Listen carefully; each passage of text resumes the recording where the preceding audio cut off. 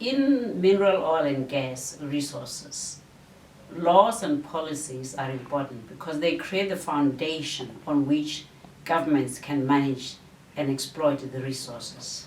There are also other considerations. It's important when a government is engaging a company to understand the other party's strategic position. It is important to understand what the investor values and what they don't value. It is important to understand where the areas of convergence between the state and the investor are. For that matter, it is important to understand the areas of divergence. These dynamics define the negotiating environment for the state. And without understanding the environment in which the state is negotiating, then quite literally the state is swinging in the dark.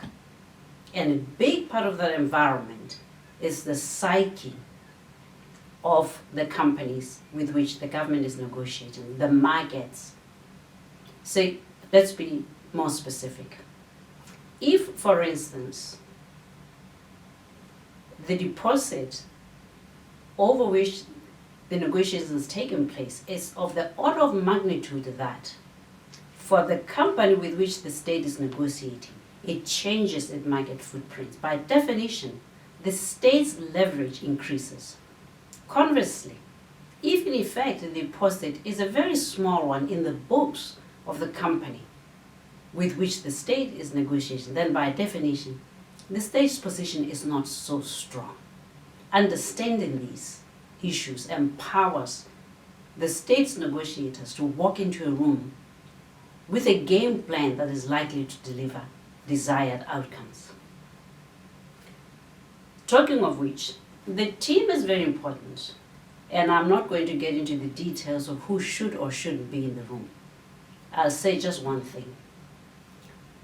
It's important for the state to know what knowledge should be in-house and what knowledge should be sourced from external expertise. The truth of the matter is that it isn't every day that the government negotiates a mineral concession.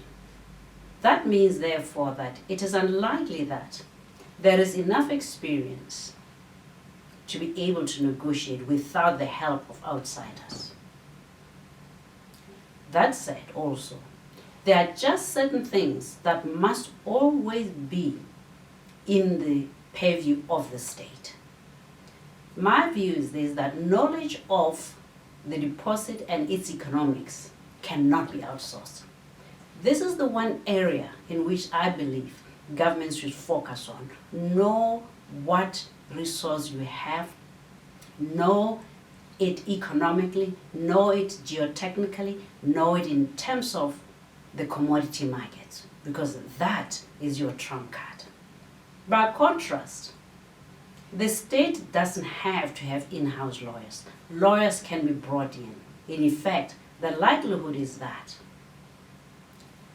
there exist law firms that will always be much better equipped, much better experienced than in-house lawyers. Being able to understand the balance of what skills come from inside and what skills are brought from outside is an important strategic decision. Often when I have spoken to policymakers and politicians in emerging markets, they've often said to me, we cannot afford expensive lawyers.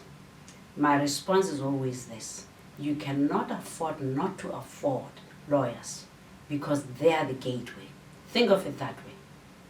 Would you rather bring a team that is not skilled to negotiate and therefore incur a tremendous loss because you did not invest in the right people? Or is it better to invest upfront in the right people, get enough value, and be able to pay that premium for those skills? And therefore, my sense is that balancing all these considerations as governments approach negotiations is critical.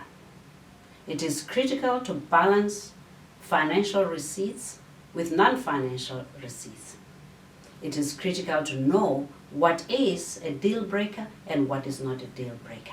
And governments cannot know this unless, right at the top, they have a clear sense of direction, a clear sense of what the outcomes are, and a clear sense of what the desired deliverables will be.